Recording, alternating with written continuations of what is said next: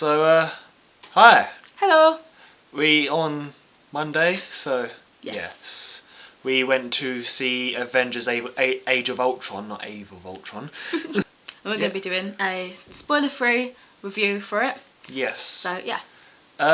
Yeah. It's the second, if you don't know, of the Avengers, film. Of the Avengers films, but it's the X number in many of the cinematic universe storyline, which yes, it does follow a whole storyline for people who aren't living in the outside world, I guess. I thought this one was really good.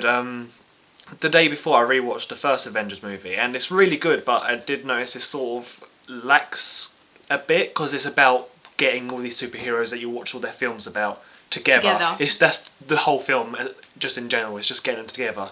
This one, it's more about them working as a team. Yeah. And all of their storylines combined with Ultron's storyline. And kind of how they work in order to defeat Ultron. Like how their personalities may or may not clash. And how they overcome obstacles in order to defeat the bigger picture. I thought it was really cool how you got to see in the individual characters storyline a bit more. Yeah, there's a lot of plot lines. Yeah, a lot of plot definitely. lines that will lead on into Captain America: Civil War. Yeah. 4-3. Apparently Spider-Man might be. I know Spider-Man wasn't involved, but he's going to be. It will definitely from what you see in this film, it definitely branches off to other films that will happen. Yeah, it might even branch off to the rumoured Black Widow movie. Yeah. Really and you can see it working really well.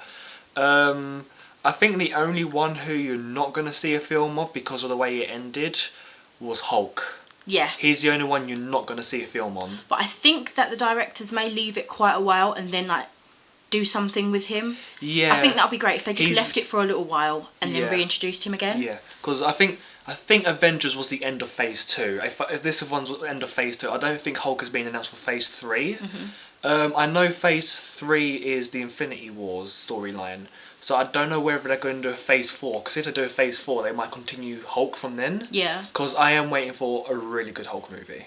Because the last Incredible Hulk movie, I told you, didn't I? It's a different actor, but it's still part of the cinematic universe. Yeah. And that guy is nowhere near as good as this guy, whose name I can never remember.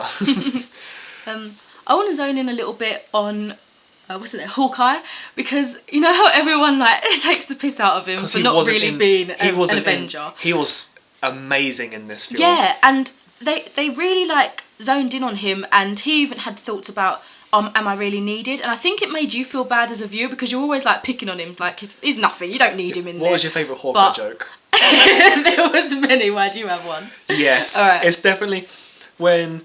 It's not really spoiled. When he's pointing an arrow at Quicksilver and it's just, I can do it. No one will ever know. I can do it. I think that would be mine. That would have been mine. However, the best joke at the very beginning, you know, when Stark breaks into the base and he's like, let's have a good chat. And he kills everyone. Yeah. That's a good chat. No, it wasn't. Yeah. That's the best joke. He really has some really good one-liners in there. Yeah. I think having him so much in this one boosted up his popularity, in my opinion at least. He went from being the least interesting out of all the superheroes, because Black Widow isn't a superhero, she's just an agent. Yeah. Hawkeye is definitely the least interesting, in my opinion, in the Marvel universe. Black Widow, if we were to count her as a superhero, is a million times more interesting, and she has no powers. Yeah. The thing that people forget, Hawkeye's blind. Oh. Hawkeye's blind. I never knew that. That's why his eyes are that colour. Oh. He's blind. Hawkeye's blind. They don't really talk about it that much, and in comparison to heroes like Daredevil, where that's a big key focus for Daredevil. Hawkeye's blind, but Hawkeye is definitely one of the least, even in the comics, he's definitely one of the least interesting heroes, but they made him really likeable in this film. Yeah, definitely. I think for me, in a way, the least interesting superhero was probably Quicksilver. Yeah, definitely, I think so. Even because with the twins, Scarlet Witch was in it more than Quicksilver. Yeah. Overall. There are new Avengers, by the way, you see in the trailers that Scarlet Witch and Quicksilver are introduced, as well as another that we won't really mention. It might be obvious to some of you, but it's the way it's like introduced, brought to you is quite a big surprise. So I won't say anything on that. Like it was, I knew he was going to be in the film. I didn't know when he was going to turn up, and when he turned up, I fanboyed a little bit in the screen. And I was like, who? Who that? GG away. I've taught you so well. Ultron storyline. What do you think of Ultron? Interesting. Yeah.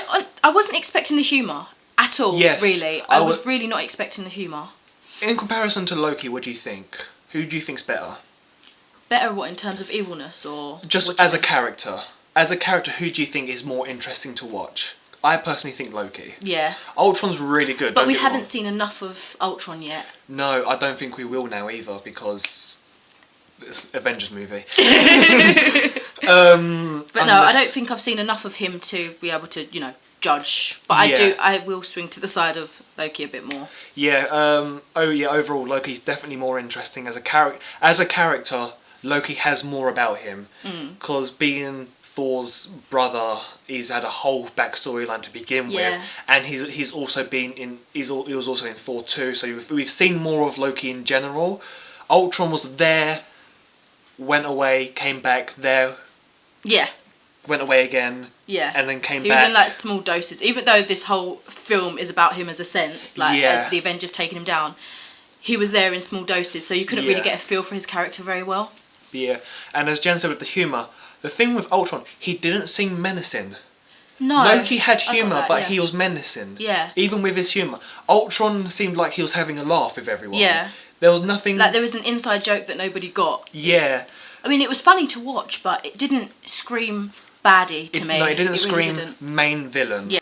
Which is kind of disappointing, like, again, in comparison to Loki. It's kind of what you want. Yeah, especially in... Because, let's face it, this is the biggest film that's coming out this year. Until Star Wars, this is the biggest film that's coming out for the rest of the year, basically. And to have a villain that was still good, but not what you wanted him to be. Not what you expected. Yeah. Yeah. It is a little bit of a letdown. Yeah. What do you think about the other characters, like how they all pulled together? What, just the main Avengers in general? Yeah.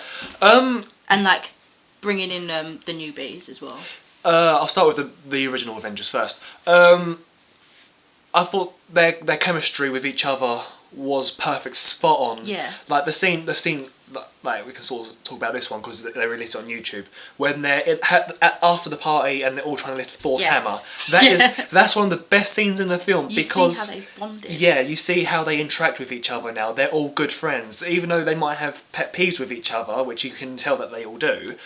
They all really enjoy each other's company now. And I think that was what we was kind of getting to in the first film. That's what it was building up to. So in this second film, you can really see that they have like moulded together. Yeah. The problem with doing it in the last film was, as I said, it's about getting them together. We didn't really see their chemistry until the final fight.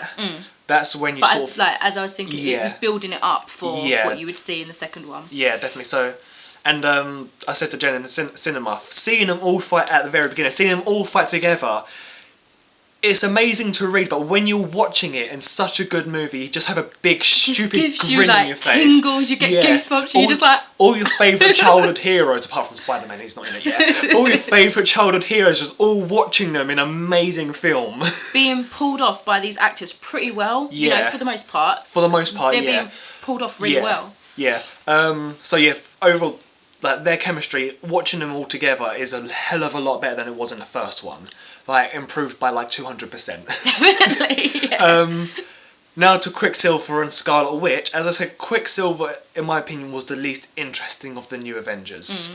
I think they could have done a bit more with him, his like personality. Yeah, he just sort of seemed the overprotective brother. It was a bit of a 2D character, really. Quite flat. It was, Scarlet Witch had more to... She was almost on the same lines of Quicksilver, just slightly more interesting. A little bit more developed. Yeah, she had a little bit more to her. They talked about her abilities more. Because Quicksilver he seemed to have some sort of strength about him that they never pointed out. Yeah, I was a bit confused about his character, generally. I don't know much about Quicksilver myself, because I never really knew about him until he was announced to be in the X-Men movies, which I know Fox and Disney Marvel. But maybe they'll be able to describe him better, you know, show him better. That's what I'm looking forward to for that. But yeah, the new Avengers, Scarlet Witch and Quicksilver, I enjoyed them, but they were two of the least interesting ones. Scarlet Witch being a bit more... I think it's just her character in general. There's something about her that's intriguing, because we still don't know much about her. She's still a mystery. It's almost like she doesn't know much about herself as well. So it will be cool to learn about her as she's learning about herself. Yeah. Like throughout the rest of the films and whatever. Yeah. And kind of what she can bring to the table in terms of her powers and all that. Yeah, I think. Really good film. Yeah, really I enjoyed it. Definitely would recommend it. Ignore the internet when they're saying that. I mentioned this to Jen this morning. The internet's being a bit pissy at the moment because of a few plot lines, and Joss Whedon has left Twitter because of it. And but like, they just basically the comic fans that are just it's not exactly like a comic book, which you can't. I've said it many times. You can't make it like the reason the comic isn't a film is because the comic can't work as a film. Look at every early 2000s superhero movie that tried to be the comics. It doesn't work. It just doesn't work. You need to change things, add things, improve things in order to make it a good visual experience. You need to develop on things that the comics can't really give you. Yeah, it's like when people trying to convert a game to a film.